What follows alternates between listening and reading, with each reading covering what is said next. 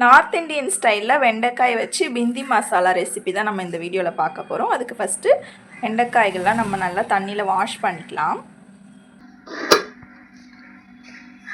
பிந்தி மசாலா செய்கிறதுக்கு நம்ம க்ளீன் பண்ணி வாஷ் பண்ண வெண்டைக்காவை கட் பண்ணிக்கலாம். இது கட் பண்ணி போடுறதுக்கு ஒரு பவுலில் பிளேட் வேணும்டி. அப்போ எடுத்துகிட்டு வரட்டா? குட்டி பவுல் எடுத்துக்கலாம். குட்டி பவுலா? இது நம்ம எடுத்துகிட்டு வரேன். ஏண்டி பழைய கம்பெனியெல்லாம் பண்ணிட்டு இருக்கேன். ஒரு பெரிய பவுல் எடுத்துக்கலாம். குட்டி பவுல் தான் எடுத்துகிட்டு வருவேன். பெரிய பேஷன் எடுத்துக்கலாம். வெயிட் பண்ணுவேன். நீ கேட்ட மாதிரி குட்டி பவுல் எடுத்துட்டு சின்னதாக வேறு எதுவும் கிடைக்கல, இதை வச்சு அட்ஜஸ்ட் பண்ணிக்கோ. பெரிய பேஷன் தான் கேட்டி. சரி, கட் பண்ணு.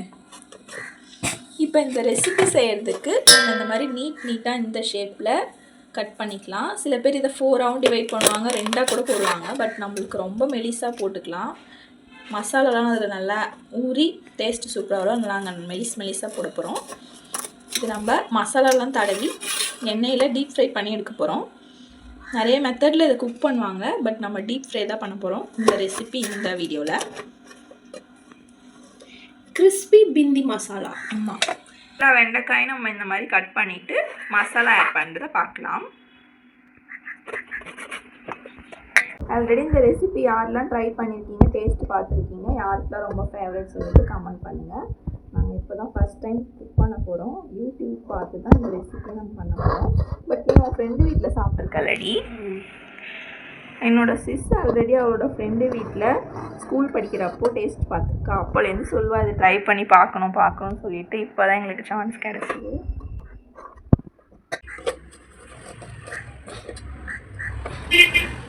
பார்த்து வெண்டைக்காய் வலிக்க போகுது.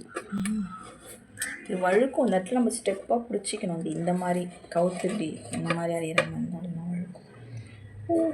வெண்டைக்காயோட விதைகள்லாம் பிரிஞ்சு போகிறது.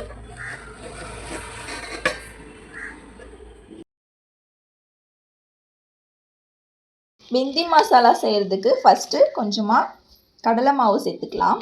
மசாலா ரெடி பண்ணுறதுக்கு எல்லாமே கொஞ்சம் போட்டுக்கோங்க. நம்ம கொஞ்சமாக தான் வெண்டைக்காய் எடுத்துருக்கோம். அதுக்கேற்ற அளவில் சேர்த்துக்கோங்க மசாலாஸ்லாம்.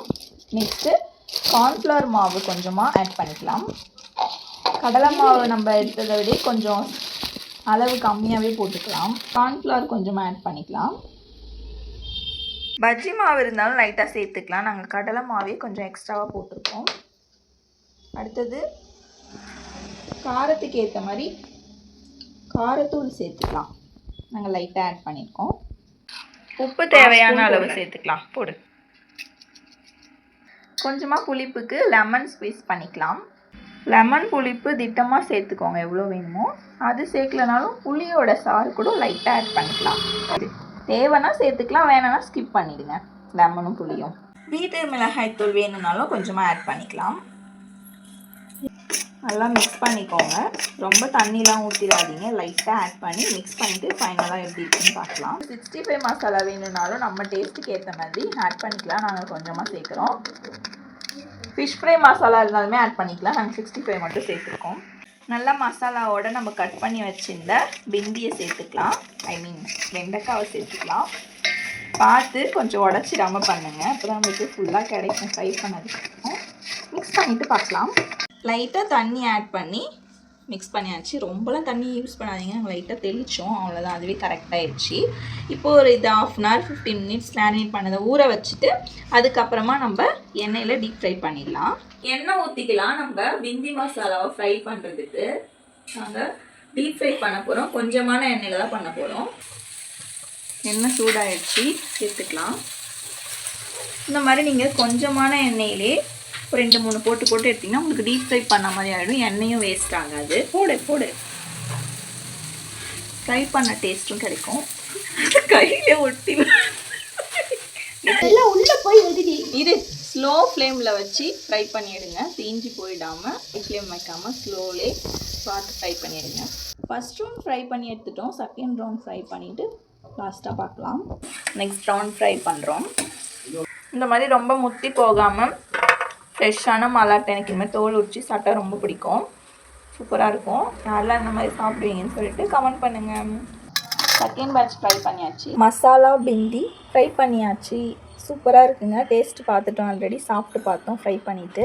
இன்னும் கூட மசாலா நிறைய வேணும், காரசாரமாக சாப்பிடுவீங்கன்னா இன்னும் நல்லா மசாலா ஆட் பண்ணி பஜ்ஜி மாதிரி கூட போட்டு எடுக்கலாம். டேஸ்ட்டு சூப்பராக இருக்குது. கிறிஸ்பியாகவும் சூப்பராகவும் இருக்குது. ஒன்று எடுத்து காட்டுங்க மேலே.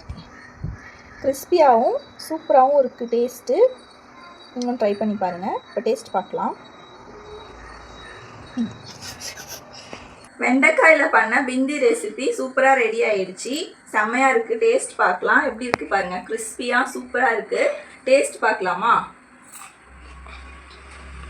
சூப்பராக இருக்குது. வெண்டைக்காய் நார்மலாக சாப்பிட பிடிக்காதவங்க இந்த மாதிரி பிந்தி ரெசிபி ட்ரை பண்ணி பார்க்கலாம். பஜ்ஜி மாதிரி ட்ரை பண்ணி செய்யலாம். காரம் மசாலா இன்னும் வேணும்னா இன்னுமே நீங்கள் அதிகமாக சேர்த்து குக் பண்ணி செஞ்சிங்கன்னா டேஸ்ட் வேறு லெவலில் சூப்பராக இருக்கும். பஜ்ஜி மாதிரி கூட சாப்பிட்லாம். வீடியோ பிடிச்சா லைக் பண்ணிக்கோங்க, நம்ம சேனல் சப்ஸ்கிரைப் பண்ணிக்கோங்க.